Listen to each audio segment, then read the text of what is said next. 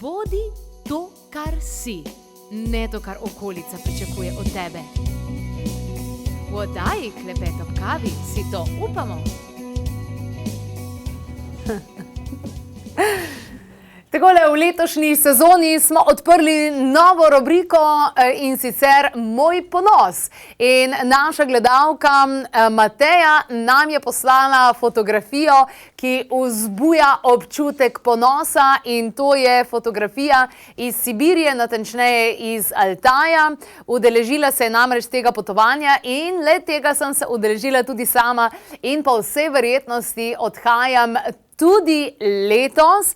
Predvsem ljudje najprej se odzovajo, joj, kako bo tam mrzlo, ampak vendarle gremo v poletnem času. No, tudi moja gostja današnja, ki je certificirana reflekso in temprana terapevtka, pravzaprav edina v Sloveniji, je obiskala to destinacijo in na takšen način tudi povečala svoje moči in tako lahko danes še bolj pomaga vsem tistim, ki njeno pomoč potrebujejo. Kako je to doživela in zakaj je Sibirija, zakaj je Altaj tako poseben kraj na tem svetu, pa tudi kdaj se lahko potem kar pridružite nam. Lepo pozdravljena, dobrodošla, Nataša. So ti ljudje rekli, a te je zeblo kaj v Sibiriji? Ker vsi se mi zdi, da Sibirijo povezujejo z mrazom, ne? A veš, da me je? Res me je zeblo, pa mislim, da me je edino v skupini tako zelo zeblo, ker sem si kupila napačno opremo. Ja. So me potem poučili, da sem kupila za na morje opremo, ne pa za v gore. Sicer pa, ja, imeli smo res srečo z vremenom, bilo je sončno, lepo, samo en dan deževja. Skratka, v tem smislu je bilo potovanje tudi čudovito. Velikokrat govorimo, ne, da v Sibiriji padajo temperature pod -40, pod -50, v tem času se tudi čaga nabira, pa potem ljudje mislijo, da se gre v tistem času tja. Kje, ne? Ne, šli smo poleti, padlo je mogoče do 0 stopinj, ne pa niže dol, tako da je bilo kar v redu. Čez dan pa se dvignejo temperature tudi do 30, tako da je toplo. Se lahko tikava, ne? Seveda. Si imela že prej kakšno izkušnje, recimo tole potovanje s konji, se gre prav s konji, si imela že prej izkušnjo z ježo? Ne, jaz sem prvič sedela na konju, prvič sem bila zares na konju, na Altaju. Pravzaprav nisem niti razmišljala o tem, ali bom jaz to sposobna ali ne.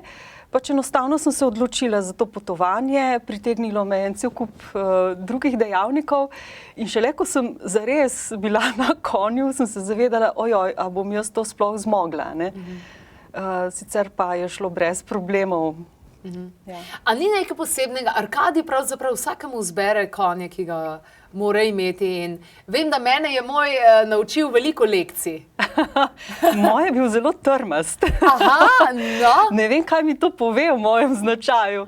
Skratka, ja, Sinot mu je ime, zelo razigran rdečeglavec, in predvsej trmast, kar si on zamislil, če mu je nekaj zadišalo, če mu je ena rožica zadišala, pa čeprav je bilo to izven skupine, je on šel. Je on tja šel. Jaz pravzaprav nisem videla, kako ravnata, pol sem videla, da morava nekako nek kompromis doseči vsakič, Včasih moram jaz malo bolj zategniti, včasih mu dovoliti, skratka, sva potem našla en odnos ta prav. Se ujameš, ne? Ja. Joj. Jaz sem imela pa najbolj debelega in najmanjšega konja in res ne maram ljudi preganjati, ampak njega sem mogla skozi preganjati. In sem se potem to naučila, da dejansko spustim in prav zanimivo je to. Nataša, opravljaš naporno delo. Delo z ljudmi je že v osnovi naporno, ti pa se pravzaprav srečuješ z ljudmi, kadar resnično potrebujejo tvojo pomoč kot reflekso in temprana terapevtka. Kako si doživela ta popoln odmik pravzaprav? Ja, ta popolni odmik sem v bistvu rabila. Mogoče sem intuitivno čutila, da ga bom rabila, ker sem se toliko prej prijavila na to potovanje. Jaz sem dejansko imela občutek že, da izgorevam prejšnjo sezono, ker sem res ogromno delala in nič se nisem izboljšala še vedno, nažalost, na tem področju. Ampak bil je trenutek dejansko, ko sem nujno rabila odmik. da se umaknem od vsakodnevnih obveznosti in da najdem nek mir v sebi. Dejansko pa sem ga našla na Altaju na tak način, da sem mora dejansko biti močno prisotna v tistem trenutku. Ker biti prvič na konju, se soočati z postavljanjem šotora, z sledenjem skupini in tako dalje, res zahteva prisotnost, popolno prisotnost v tistem trenutku. In to je tisto najbolj dragoceno sporočilo, ki sem ga dobila, da sem dejansko prisotna v tistem trenutku maksimalno in edino tako sem lahko in uživala in v bistvu imela največ od cele izkušnje. Kako si potem ta povratek nazaj sprejela v resnični svet? Ja, bilo je malo hecno, ne, ker bili smo dogovorjeni s prijatelji, da gremo skupaj na morje. Ob povratku sem pa jaz res potencirano potrebovala svoj mir, svoj prostor, svoj mir in nisem bila najboljša družba, šla sem spat že ob 3 popoldne in iskala svoj mir v naravi predvsem. Tako da, ja, rabila sem eno določeno obdobje, da sem se zopet prilagodila na ta ritem. Imela sem pa srečo, ker sem si v bistvu vzela kar dolge počitnice še potem. Tako da sem res nabrala si moči za novo terapevtsko sezono. Pravijo, da je Sibirija nekaj posebnega tudi v energijskem smislu, da je neka posebna kozmična točka, kjer se pravzaprav veliko dogaja, kjer lahko stopiš v stik z različnimi nivoji sebe in sveta in vsega tega, kar je. Mogoče malce ezoterično se sliši kot neka najmočnejša energijska točka dejansko na svetu, ki je kot popkovina. Ampak kot terapevtka, kako si sama dojela, si čutila energijo? Ja, ta energija je zelo močna, zelo prisotna, ampak ko si tam v tistem trenutku, jo dojemaš kot edino resničnost, ker tudi je edina resničnost v tistem trenutku. In jaz sem doživela v bistvu celoten Altaj kot zelo domač. Meni je bilo zelo domače. Zdelo se mi je, kot da sem prišla domov.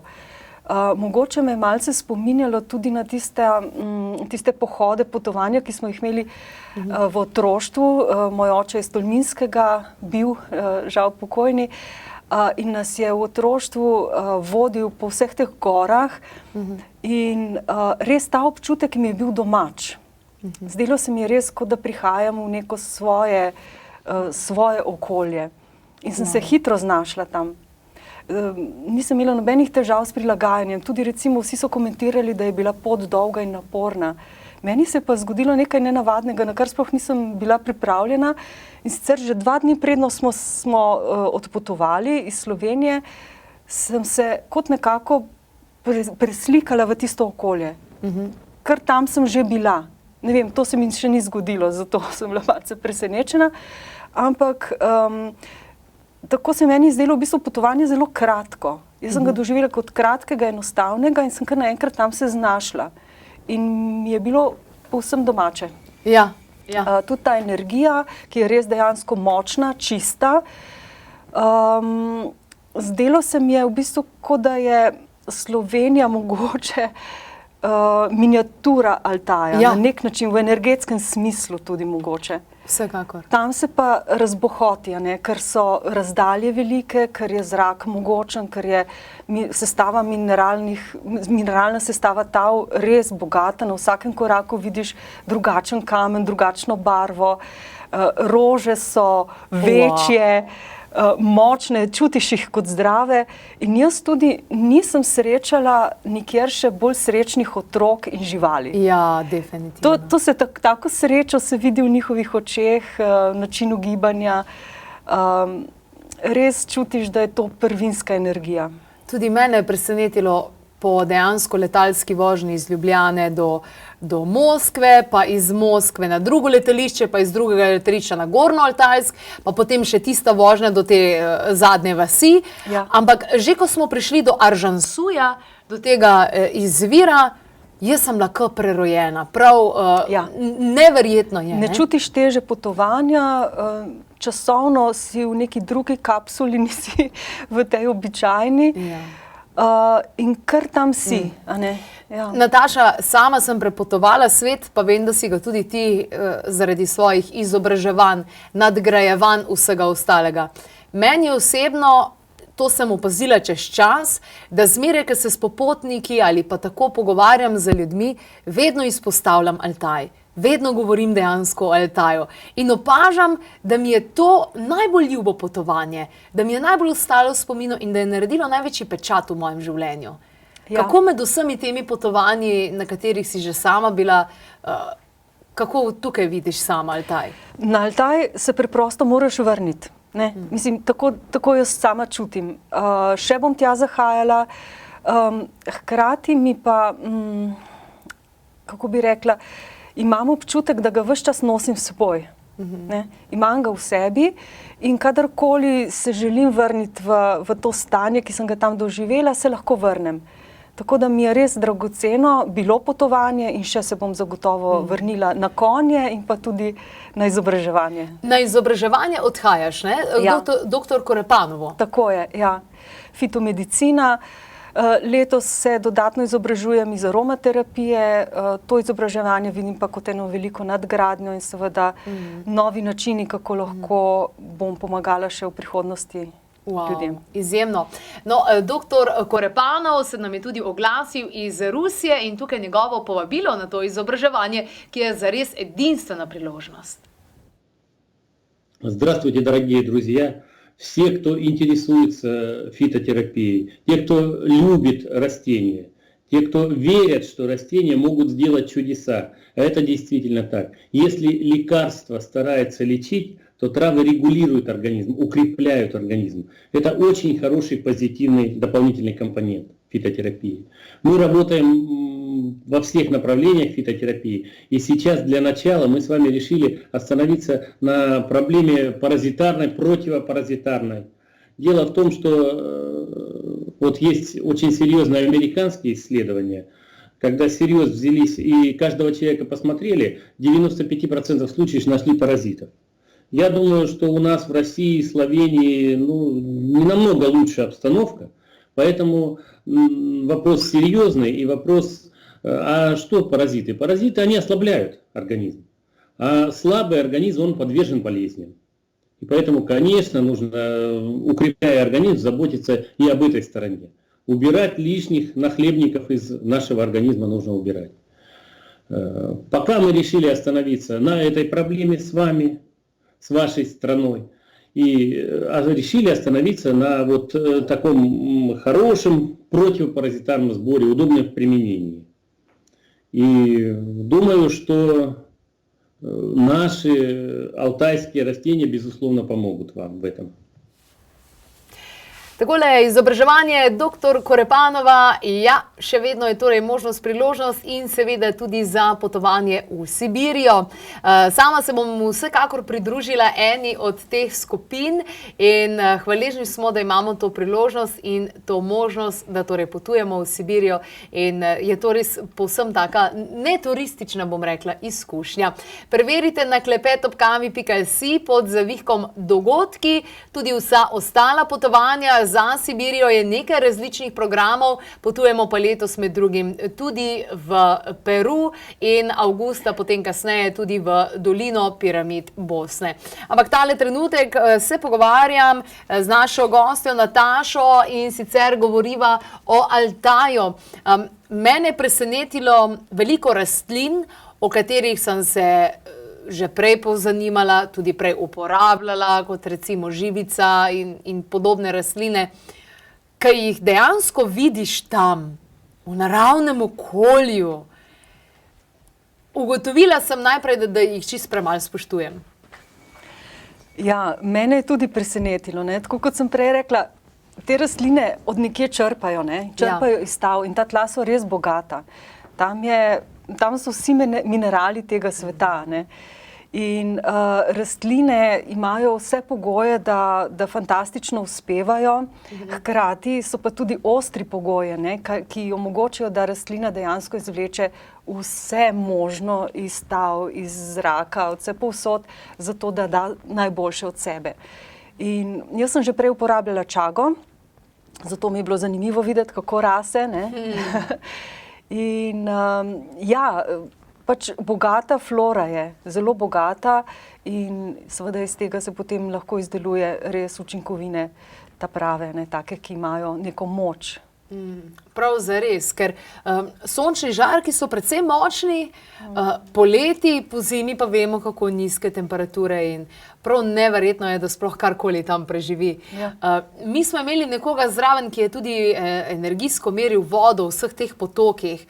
To je neverjetno, to kar seva vse. Ja, jaz sem bila enostavno zaljubljena v te reke, v katerih smo se kopali. Vsako sem zlezla, čeprav je bilo tudi, so bile temperature res nizke in enostavno nisem hotela ven, ne. Tako da sem se enkrat tudi prehladila zaradi tega. Ampak mene je res presenetilo bogastvo Altaja. In to bogastvo izhaja dejansko iz tal in iz zraka in iz verjetno energetsko, ne, tudi je čutiti dejansko, da tukaj gre za eno močno povezavo. Ne. In kakšna je bila izkušnja 14 dni oziroma nekaj manj brez telefona? To sploh nisem opazila, da sem brez telefona. Ne, tu ni nobene težave. Mislila sem si mogoče, da bom imela težave glede hrane, ker sem malce izbirčna. Ampak ne, niti najmanj. Jedli smo zelo preprosto, korenje, zelje, krompir, nekaj suhega mesa. Najbolj mi je bil všeč prepečenec in to je bilo to. In nisem pogrešala popolnoma nič. Ja, jaz sem bistveno manj jedla. Kar vidiš, da dejansko dobivaš tudi druge hrane. Ne? Ja, tako. Jaz sem tudi jedla vse manj. In jaz mislim, da se nauči v bistvu telo, podobno kot verjetno tudi rastline, črpati iz okolice. Energijo in vse potrebno. Spoznala si tudi zgodbo zakonca Rerih. Kaj ni neverjetna? Ja, mene je ta muzej očaral. To je bila res tako češnjica na vrhu torte. Ana Marija nam je rekla, da nas bo peljala v en muzej. Ampak mene je popolnoma očaralo. Vse, kar sem videla tam notri, potem sem še raziskovala, brala o Rerihu in njegovi ženi. Tam si pač nisem mogla privoščiti kupiti slik, ker jih nisem imela kam dati. Imela sem tako poln kovček. Ampak sem potem nekako prišla do teh slik, fotografij, in imam to vse razobešeno. Res, meni se zdi, da je on uspel ta duh tistega prostora in seveda tudi svojega časa ujeti v svoje slike in te slike še vedno močno govorijo, močno sevajo svojo energijo. Vsekakor. En krasen nasvet mi je Marijana pred nekaj časa posredovala, pred vsemi temi sestanki, pomembnimi dnevi in tako naprej, da si predstavljam beluho, se povežem z njo in na takšen način tudi z vodniki. To je noro, to deluje, to je noro. Ja, jaz sem tudi čutila beluho kot zelo močno, podporno, zelo podporno. Pri svetem kamnu, ki ni sicer direktno pod beluho, sem si en svoj kamenček postavila in sem rekla, to bo moja povezava. Kadarkoli bom rabila neko dodatno moč, se bom našla v tem, bom tam v bistvu lahko tudi črpala. Wow, izjemno. Najlepša hvala, da si z nami delila svojo zgodbo in hvaležni smo, da imamo take terapevte v Sloveniji, ki so to doživeli, tudi Sabina Cimerman. Vem, da ima izjemne moči in se vsako leto vrača v Sibirijo. Pa mislim, da bova sošolki na izobraževanju. No, to bomo še pa videli. Hvala lepa, Nataša. Torej, potovanja so tista, ki so zares lahko naredijo spremembo, pustijo pečat. O tem je zadnjič v naši oddaji govoril tudi Marjan Ogorevc. Preverite na YouTube kanalu, tam najdete še več informacij o sami Sibiriji. Sicer pa, če imate še kakšno vprašanje glede tega potovanja in bi tudi želeli mogoče se udeležiti, 02 6200 230 oziroma, kot smo rekli, klepet@kavi.si pod zavihkom potovanja. Lahko najdete vsa potovanja, ki so razpisana za letos, kar nekaj programov je za Sibirijo, tudi za Peru. Avgusta pa smo rekli, da odhajamo znova v dolino piramid v Bosni z dr. Osmanagićem. Kožo je treba negovati vsak dan, ne? Tako kot si recimo zjutraj pa zvečer umijemo zobe, ne? Se pravi, vemo, da moramo skrbeti za zobe, tako moramo tudi za kožo skrbeti.